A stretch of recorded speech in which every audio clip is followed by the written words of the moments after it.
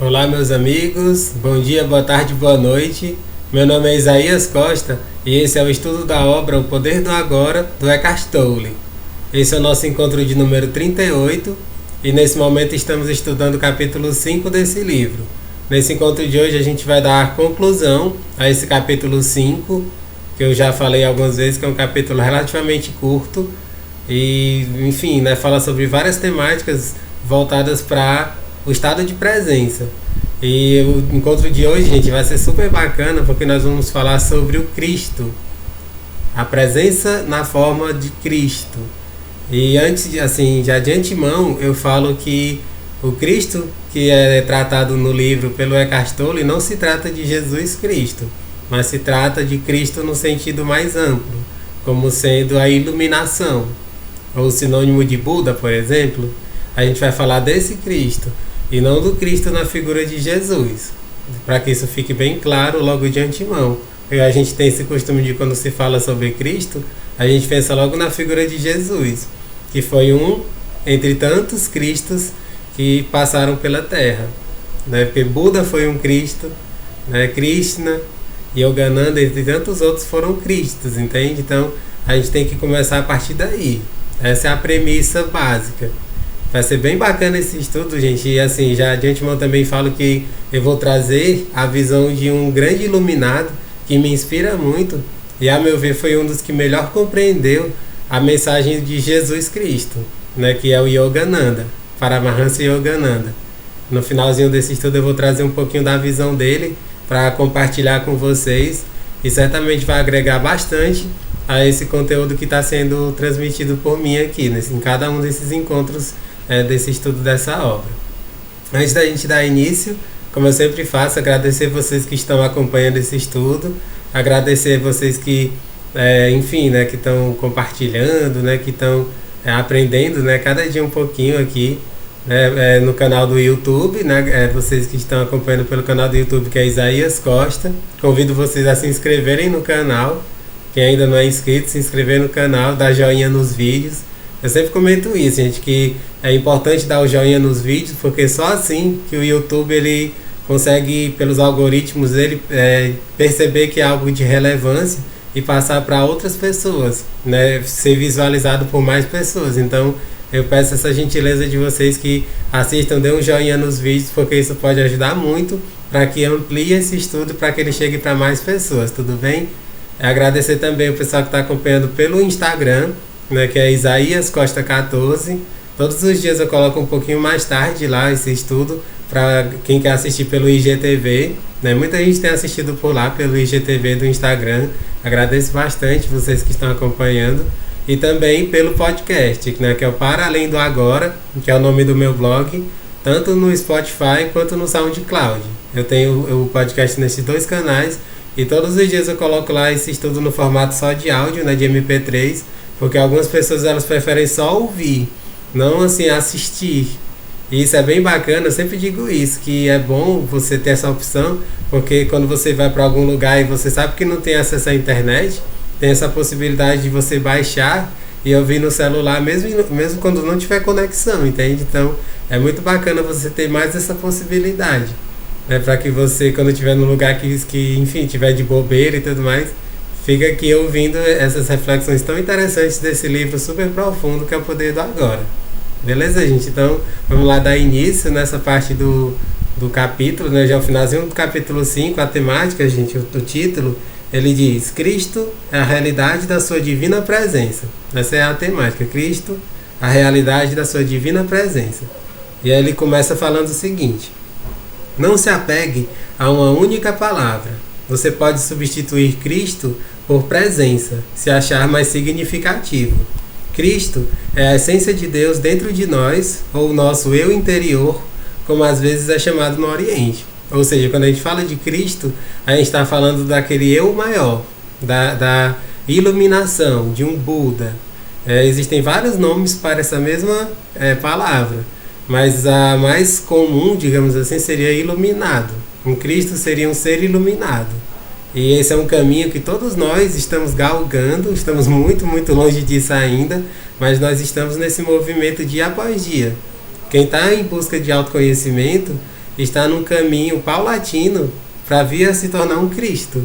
A gente vai precisar passar por muitas experiências ainda, mas esse dia vai chegar.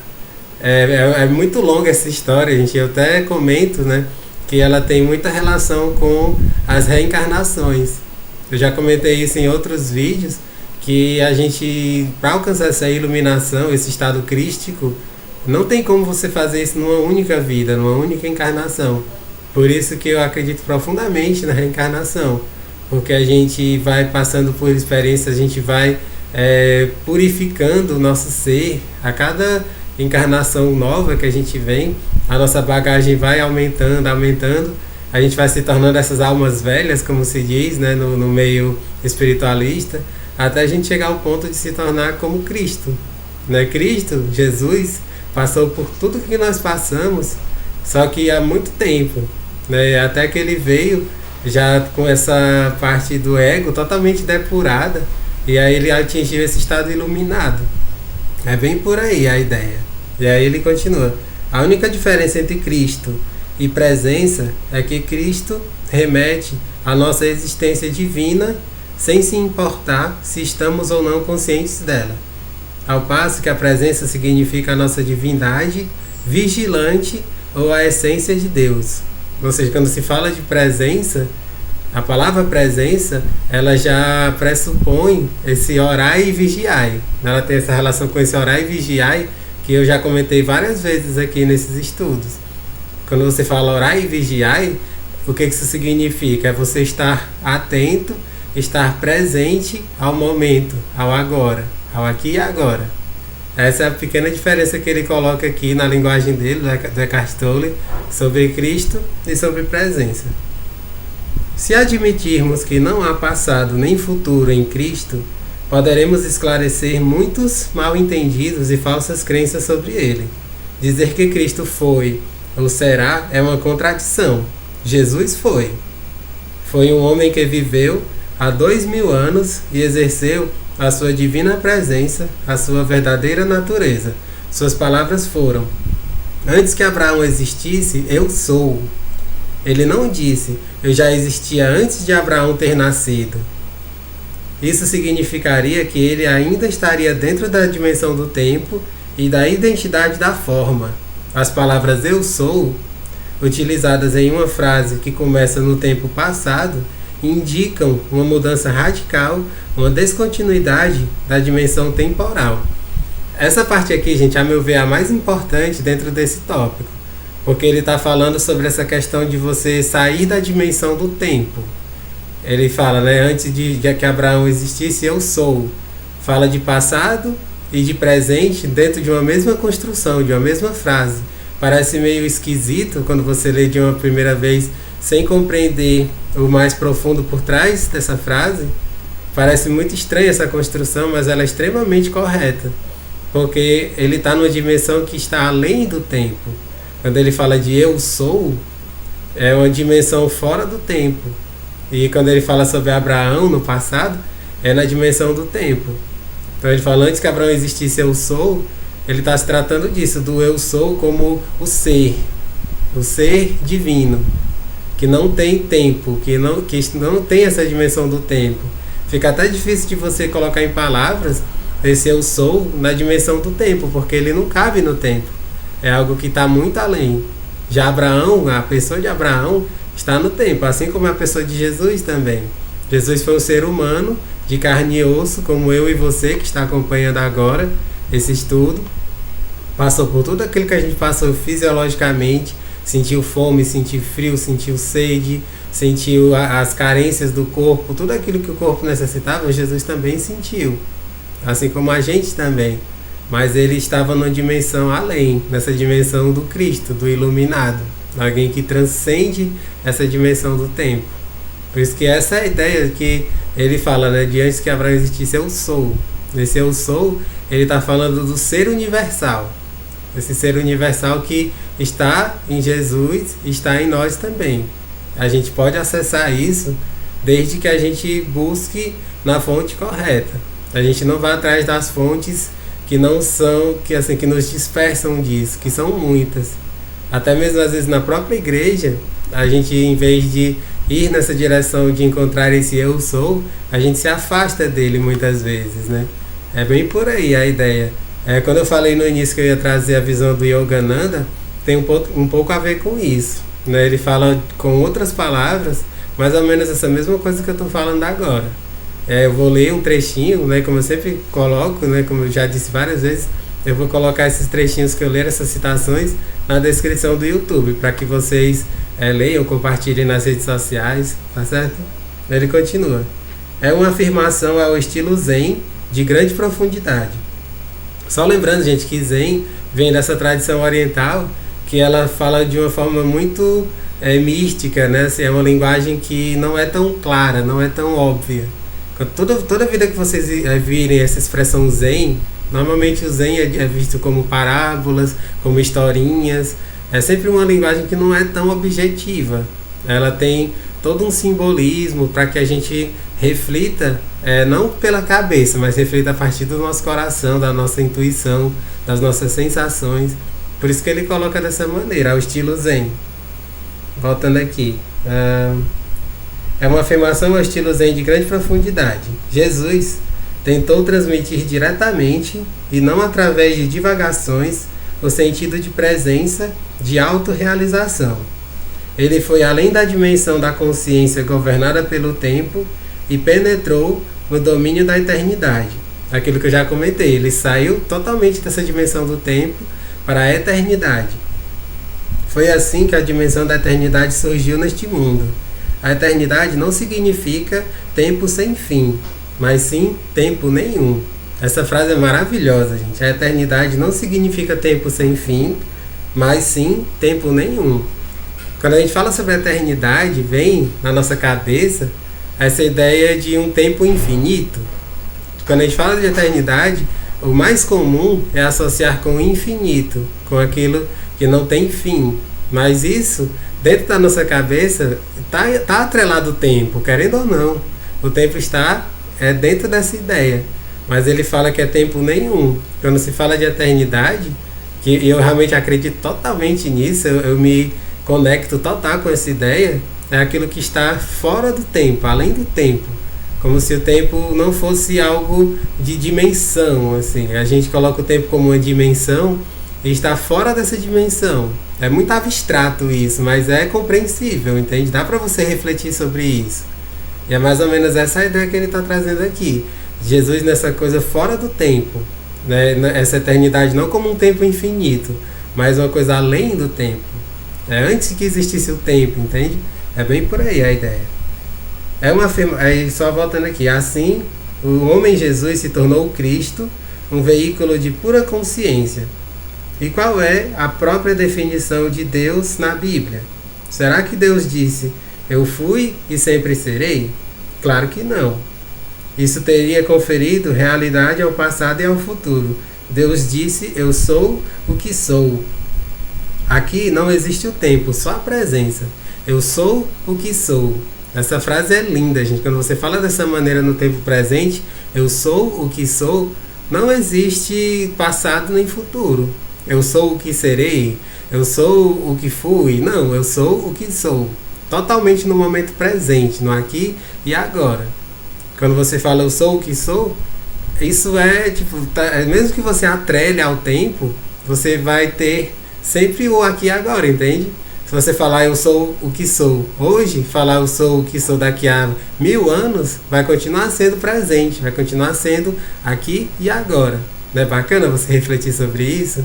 Por isso que ele coloca assim, quando fala dessa maneira, desse eu sou, como algo fora do tempo, você vai estar totalmente conectado com o agora, com o momento presente, com tudo que existe na verdade, na realidade, que é o momento presente. É bem bacana a gente refletir sobre isso, é bem metafísico, né? Mas ao mesmo tempo é compreensível, desde que você passe a refletir não só com a sua mente, porque a nossa mente, eu já falei várias vezes aqui, a nossa mente mente, né? Se a gente for só pela nossa cabeça, vai ficar muito difícil de você compreender o que ele está querendo nos passar aqui. Essa dimensão fora do tempo. É você descartar totalmente aquilo que a gente chama de tempo, que a gente conceitua como tempo, para que a gente fique nessa dimensão que está além do tempo. Ele continua: a segunda vinda do Cristo é uma transformação da consciência humana, uma mudança do tempo para a presença do pensamento para a consciência pura, e não a chegada de algum homem ou de alguma mulher. Se Cristo estivesse para chegar amanhã revestido de alguma forma externa, o que ele ou ela poderia nos dizer além do seguinte: eu sou a verdade, eu sou a divina presença, eu sou a vida eterna, estou dentro de você, estou aqui, eu sou o agora. Isso aqui, gente, é o suprassumo do que vem a ser essa divindade, essa presença crística. O Cristo, colocando em palavras, seria esse eu sou. O eu sou é essa conexão com o Cristo dentro de nós. A gente pode acessar essa divindade em nós a partir do eu sou. Por isso que é tão profundo, gente.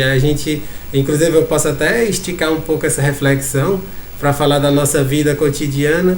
Muitas vezes a gente coloca esse verbo ser, eu sou, para coisas que estão relacionadas com o tempo. E isso faz com que a gente perca muito, a gente não desenvolva todos os nossos potenciais. A gente fala eu sou para coisas que não são a gente em essência, são coisas circunstanciais. O Eckhart Tolle fala muito disso nesse livro, a gente já comentou isso várias vezes aqui. As situações de vida e a vida de fato. Quando você fala eu sou isso, eu sou aquilo outro, isso faz parte de quem eu sou, você está se restringindo, você está colocando camadas de situações aonde seria o seu ser maior. Um exemplo que eu já dei outras vezes aqui sobre, por exemplo, a timidez. Eu, quando eu era criança e adolescente, eu era extremamente tímido, extremamente retraído. E eu vivia dizendo, eu sou tímido, eu sou retraído, eu sou fechado. Não, gente. Aquilo eram situações de vida. Mas eu fui me trabalhando, eu fui buscando autoconhecimento. Hoje em dia eu já não falo mais isso, eu já não fico afirmando isso. Às vezes eu chego até a dizer, eu estou isso, estou aquilo. Às vezes estou com medo, estou ansioso. Isso está relacionado a situações de vida e não ao nosso ser, entende? É muito bacana quando a gente reflete dessa forma, porque isso leva para a nossa própria vida. Sai do campo da abstração, sai do campo filosófico, metafísico e vai para o campo do real, vai para o campo do nosso dia a dia. Preste atenção na forma como você se expressa. Muitas vezes você fala eu sou para uma série de coisas que não são a sua vida em si, mas são as situações de vida. E as situações de vida são mutáveis. O nosso eu sou, a nossa essência, ela não é mutável como o nosso estar no mundo, entende? Quando você começa a compreender isso, nossa, faz toda a diferença. E isso que está sendo colocado aqui passa a ser compreendido de fato. E não apenas é entendido pela mente. Passa a ser compreendido. Você vai internalizando essa mensagem. Aí ele continua. Nunca personalize Cristo. Não dê uma forma de identidade a Cristo. Avatares, mães divinas, mestres iluminados, os pouquíssimos que realmente são, não têm nada de especial como pessoas. Como não tem de sustentar o ego, defendê-lo ou alimentá-lo. São mais simples do que as pessoas comuns. Qualquer pessoa com o ego forte os olharia como insignificantes, ou mais provavelmente nem os veria. Isso aqui, gente, é maravilhoso, porque ele mostra a questão da humildade, do pé no chão. As pessoas que são iluminadas, verdadeiramente, têm uma sabedoria assim absurdamente grande, que são chamadas de iluminadas. Essas pessoas, elas são extremamente humildes, pé no chão. Elas não se veem como iluminadas. Inclusive, isso daí é um grande erro, é uma grande ilusão. Se você se diz, eu sou iluminado, você já está se colocando na dimensão do ego. O seu ego já está falando mais alto, e não o seu ser, entende? É muito legal quando ele fala isso, quando você vê um ser que é iluminado, ele é tão assim, quieto, ele é tão silencioso, ele é tão sereno, que muitas vezes ele passa despercebido. Você nem imagina que aquele ser tem tanta sabedoria. tem essa luz tão forte dentro dele, sabe? É isso que ele está querendo nos dizer. É muito mais fácil você passar por um iluminado e não notar a sua presença do que notar. Só nota a presença de um ser iluminado quem também tem essa fagulha de iluminação dentro de si. A gente projeta no outro aquilo que tem na gente. Eu já falei isso aqui inúmeras vezes, né, sobre a atração, né, a lei da atração. A gente atrai para a nossa vida pessoas que vibram parecido. Então, assim, o mais comum é que quando você vê seres iluminados, esses seres de extrema sabedoria, você passa despercebido. Eles passam por você, você passa por eles e nem se dá conta de que você está diante de alguém com tanta sabedoria, né, com tanto que pode ensinar, que tanto pode transmitir para você. Então fique atento, né? Procure mergulhar no autoconhecimento para que você tenha essa percepção, tenha essa intuição de quando você estiver diante de um ser iluminado. Ele fala que são poucos, né? Realmente são poucos, né, os que atingem esse grau tão grande de sabedoria, né? Mas existem pessoas com muita sabedoria perto da gente e às vezes a gente passa batido, a gente nem sente a presença delas.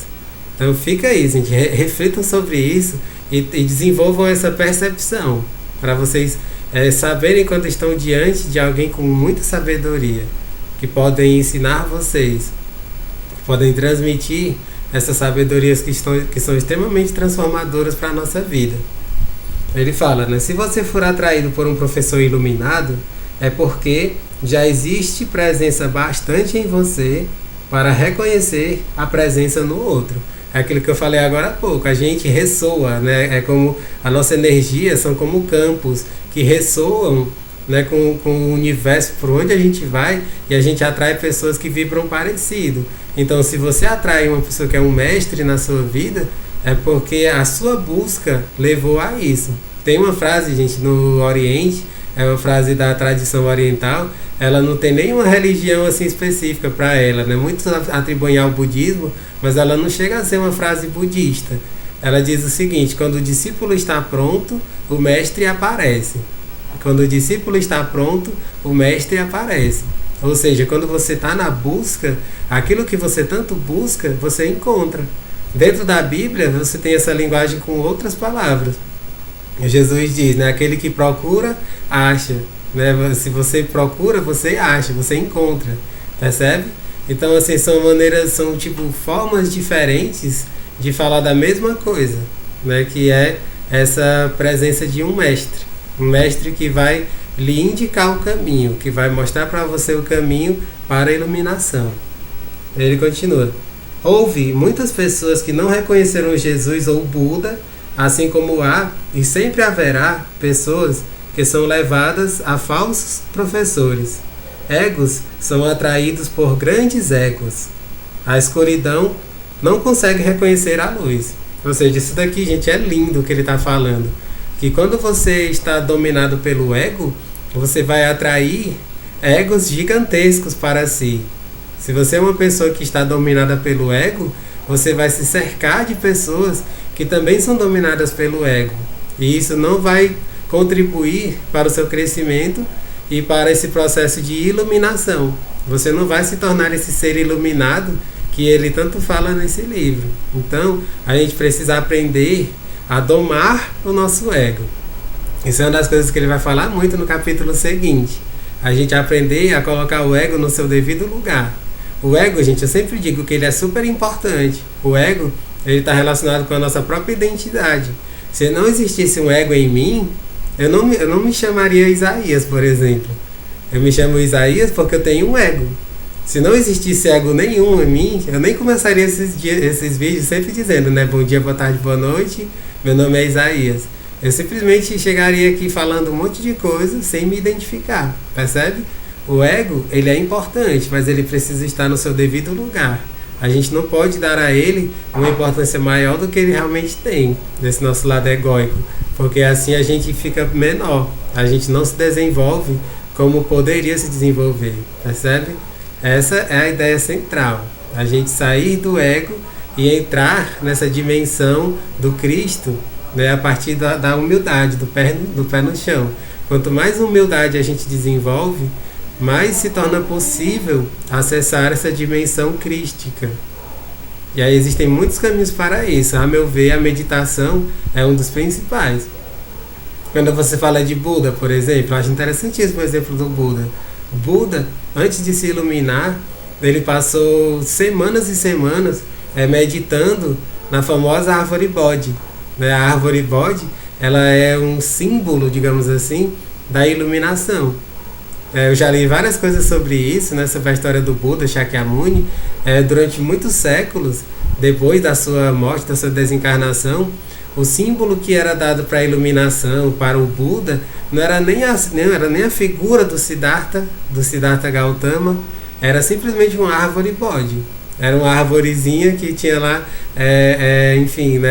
colocadas em símbolos, em estatuetas e coisas assim, sem nenhuma pessoa. Já foi muito no contemporâneo, já praticamente, uns 2, 3 séculos atrás, é que passou a se colocar a figura do Shakyamuni Buda, naquela posição de lótus, meditando, mas o mais importante não é a figura meditando, é isso que eu quero refletir com vocês. O mais importante é a iluminação, é o processo de se tornar iluminado. O símbolo para a iluminação era só a árvore Bodhi, porque foi lá o local onde ele se iluminou, o local físico onde ele se iluminou, percebe? E aí hoje em dia é considerado até um local sagrado, esse local lá na Índia onde tem essa árvore Bodhi. Um monte de gente todos os anos vão lá para reverenciar o Shakyamuni, por conta de ser o lugar onde ele se iluminou. Mas o mais importante é a iluminação, e não a pessoa que se iluminou. Entende? Quando você reflete dessa forma, você está no caminho certo, de você tirar as identificações, se desidentificar da pessoa, do mestre, e se identificar, se conectar com a mensagem, com aquilo que foi de transformação na vida daquela pessoa, por exemplo. Outro exemplo que eu acho fascinante, o Osho. É bacana falar sobre isso também aqui. O Osho, ele foi um grande iluminado, que viveu entre nós no século XX. Não tem tanto tempo que ele desencarnou em 1990, tem 30 anos só. Ele tem muitas controvérsias em relação à pessoa do Osho, porque ele tinha alguns comportamentos voltados para esse lado egóico. Ele se vestia de uma forma muito suntuosa, as pessoas faziam altas críticas à forma que ele se vestia, o fato dele ter uma barba gigantesca, ele ter aquela figura, aquele ar, de uma pessoa que é tipo um guru. Ele gostava disso, e isso de fato tem uma relação assim com o ego, sabe? Mas o importante é você ver a mensagem. Se você se prender a essas coisas pequenas, você vai perder toda a riqueza que existe de ensinamento nas palavras do Osho. E eu procuro fazer isso, eu leio seus livros, as mensagens dele, me desvinculando desse lado egóico. Assim como ele, todos nós temos um lado egóico. No caso do Osho tinha a ver com isso, com as vestimentas, com ele usar roupas caras, Ele realmente fazia isso, mas eu não me prendo a isso. Se eu me prendesse a isso, eu deixaria de aprender com toda a sabedoria dele, que era um ser iluminado. Entende? Quando a gente vê dessa forma, a gente está realmente olhando para o que é importante, que é a mensagem de um mestre. Os grandes mestres, eles têm muito a ensinar, e eles também têm falhas. Ninguém é perfeito, entende?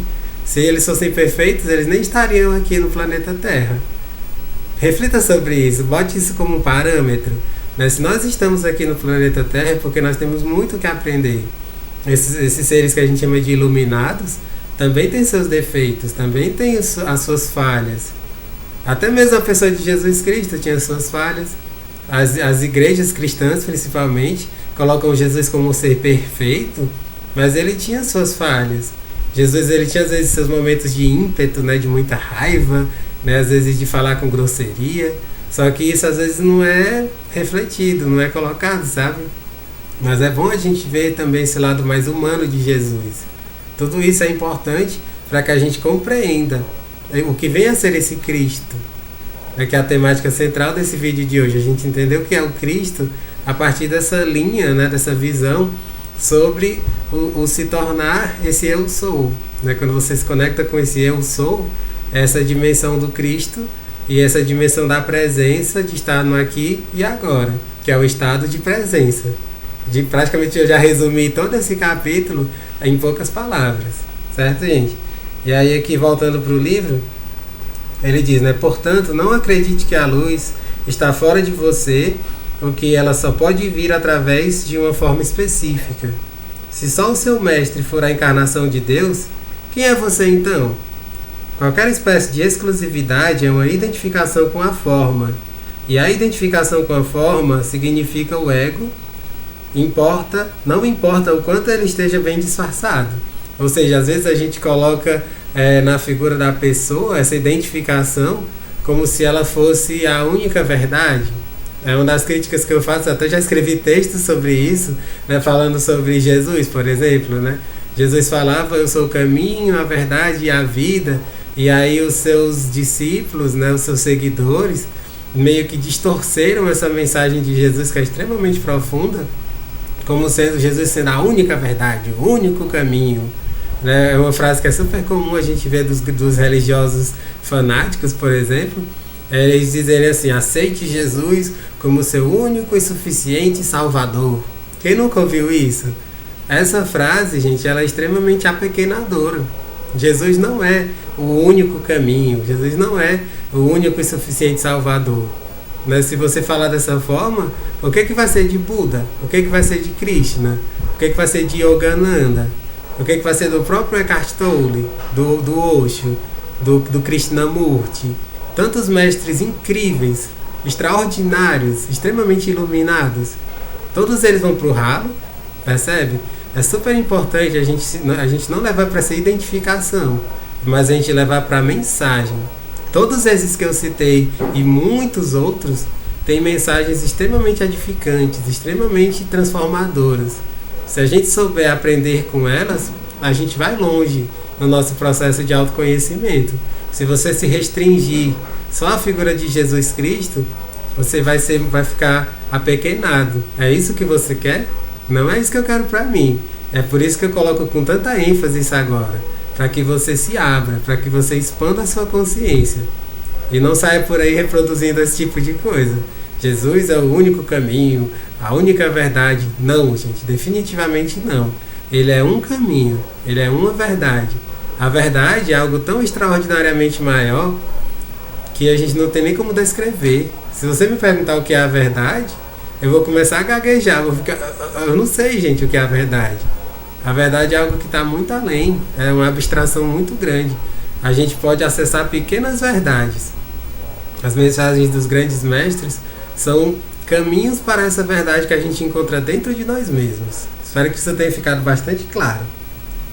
Utilize a presença do mestre para ver um reflexo da sua própria identidade por trás do nome e da forma e para se tornar mais intensamente presente. Em pouco tempo, você verá que não existe nenhum meu ou seu na presença. A presença é única. Ou seja, quando a gente fala de presença é presença. Não tem a presença aqui, a presença ali, acolá. Não, a presença é presença, simplesmente. A gente precisa colocar a presença como algo que não tem um indicador, que não tem algo que você diga isso, aquilo. Presença é simplesmente presença. Ou seja, é como se fosse sinônimo do eu sou. Eu sou é simplesmente eu sou. Não tem eu sou o que fui, eu sou o que serei. Não, eu sou o que sou. Isso é presença. Certo? E aí ele continua. O trabalho em grupo também pode ser de grande utilidade para intensificar a luz da nossa presença. Um grupo de pessoas atingindo juntas um estado de presença gera um campo de energia de grande intensidade. Isso não só aumenta o estado de presença de cada membro do grupo, mas também ajuda a libertar a consciência coletiva humana do seu estado normal de dominação da mente. Essa prática vai tornar o estado de presença cada vez mais acessível às pessoas. Entretanto, a menos que um membro do grupo já esteja firmemente estabelecido na presença e consiga sustentar a frequência de energia desse estado, a mente pode facilmente voltar a dominar e sabotar os esforços do grupo. Embora o trabalho em grupo seja valioso, ele não é o bastante e você não deve depender dele. nem de um professor ou de um mestre, exceto durante o período de transição, quando você está aprendendo o significado e a prática da presença. Aqui, gente, é uma parte que ele já conclui o capítulo, ele conclui o capítulo nessa parte, e essa reflexão que ele traz sobre você se juntar a outras pessoas é muito interessante, porque aqui está essa relação com o coletivo, né? O inconsciente coletivo está dentro desses conceitos que estão sendo trabalhados aqui. Aqui ele está falando, existem muitos nomes, existem muitos sinônimos para a mesma coisa. Quando ele fala sobre essa comunidade, você levando isso para o campo das religiões, você pode ter comunidade, você pode ter ashram, mosteiro, enfim, sinagoga, igreja, tudo isso são sinônimos de uma mesma coisa, né? Que é um grupo de pessoas com o mesmo propósito, unidas com o mesmo fim, né? Que é crescerem juntas. É muito interessante isso. Por exemplo, no budismo existe Buda, Dharma e Sangha, né? Buda, que é o ser iluminado, Dharma, que é o caminho, os ensinamentos, e Sangha é a junção, é a comunidade de pessoas que juntas estão crescendo nesse caminho de aprender com o mestre Buda. E isso é importante. Dentro da Igreja Católica, por exemplo, existem as comunidades de base, existem as igrejas, as missas, onde as pessoas se reúnem, existem pastorais. Tudo isso é interessante, né? Quando você está nesse caminho, é importante que você se junte com outras pessoas para juntas crescerem. Mas você jamais pode esquecer do seu próprio caminho. Você não pode deixar de caminhar porque outras pessoas, enfim, não caminharam, por exemplo, né? O seu caminho de aperfeiçoamento é seu. Quando você se junta com outras pessoas, isso é para fortificar, para nos fortalecer, entende?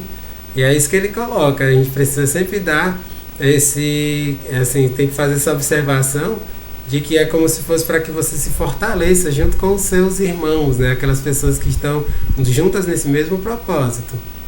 A gente faz isso, gente, assim, de inúmeras formas, né? Eu falo isso assim, eu não sigo nenhuma religião, tá? Mas eu me conecto, né, com redes, né, com comunidades, dentro de vídeos que eu assisto, né, em livros que eu acompanho, né, algum grupo de WhatsApp.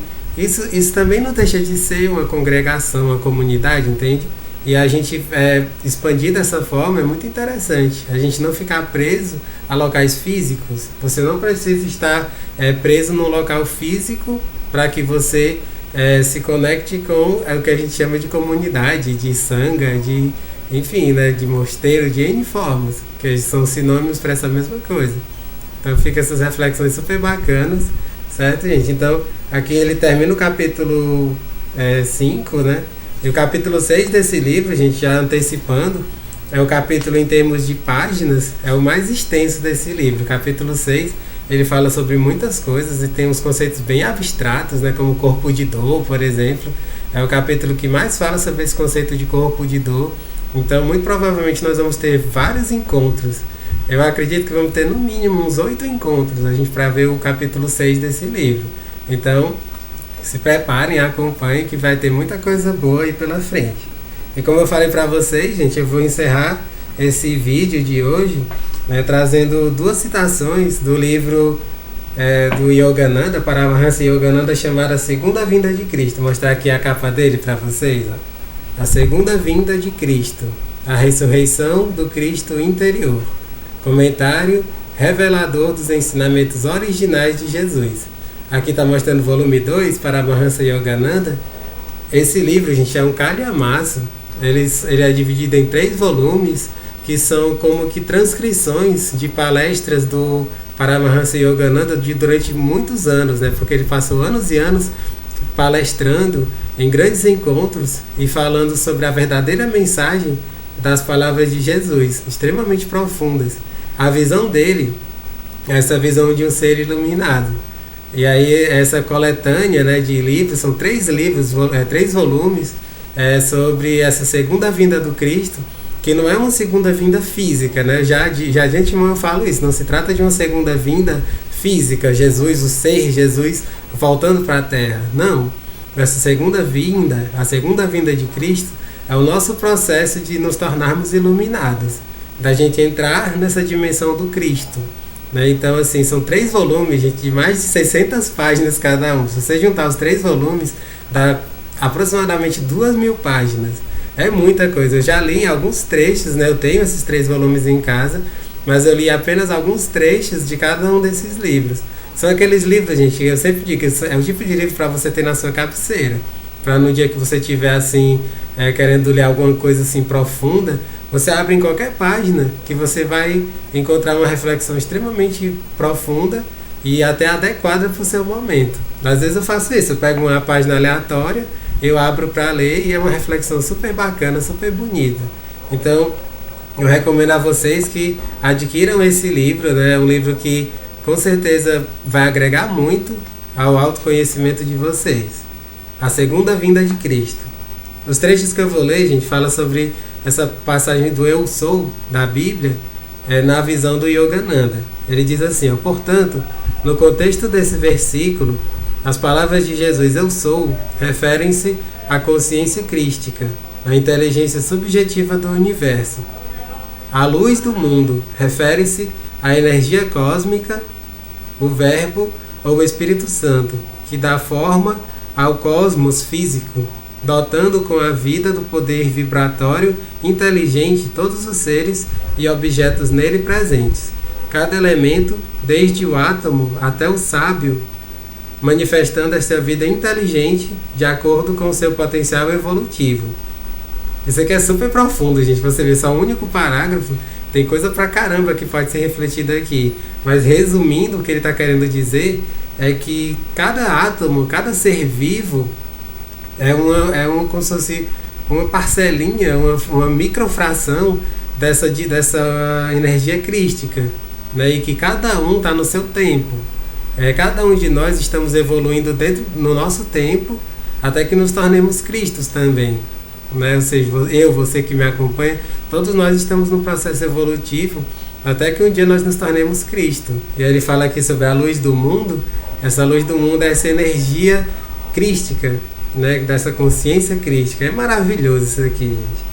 E aí outro trecho que eu vou ler também, que é dessa mesma parte, diz assim: os cristãos que têm uma compreensão meramente teológica imaginam Jesus Cristo circunscrito a uma forma e às belas feições de uma figura humana. Porém, as almas que, mediante a prática da meditação, identificam sua consciência com a consciência universal e onipresente que se manifestou em Jesus, percebem o cosmos como o corpo de Cristo, a energia presente no cosmos como a vida de Cristo e a inteligência oculta nesta vida como a consciência crística de Jesus. Ou seja, aqui a gente precisa entender isso, né? Que os cristãos colocam Jesus como sendo o único caminho, a verdade, a vida, colocando a figura de Jesus, a pessoa de Jesus como sendo Deus, o supra-sumo de tudo. Não, gente, não é por aí. O que o mestre Yogananda está nos falando é isso, que Jesus foi um ser que atingiu essa cristificação, essa iluminação, e aí é preciso você olhar a mensagem de Jesus, olhar o que ele tinha para nos ensinar, e não ficar idolatrando, não ficar colocando Jesus num pedestal extremamente alto, que é impossível de ser alcançado. Se a gente faz isso, nós estamos nos diminuindo, a gente está se menosprezando, a gente não está se colocando no nosso papel de pessoas que também carregam essa centelha divina dentro de si. Jesus falava: vós fareis as coisas que eu faço e as farão ainda maiores. Por que Jesus falou isso? Ele falou isso porque ele acreditava no nosso potencial crístico, de a gente poder se tornar Cristos também. Então essas duas pequenas passagens que eu li aqui desse livro magnífico, que é a Segunda Vinda de Cristo do Yogananda, mostra isso, Jesus como um ser que atingiu essa cristificação, atingiu essa iluminação, veio à Terra para nos ensinar isso, né? Ele morreu na cruz e tudo mais, como sendo consequência de tudo aquilo que ele viveu, né? Por ter sido um transgressor, digamos assim, no seu tempo, um cara revolucionário. E aí você não se prender à figura de Jesus, mas você aprender com o que ele nos ensinou. Esse é o caminho para nos tornarmos Cristos, como ele se tornou um Cristo, a figura de Jesus de Nazaré. Beleza, gente? Espero que vocês tenham gostado dessas reflexões, Com isso a gente encerra esse capítulo 5 do livro O Poder do Agora. E a partir do nosso próximo vídeo, vamos dar início ao capítulo 6 desse livro. Um grande abraço e até mais.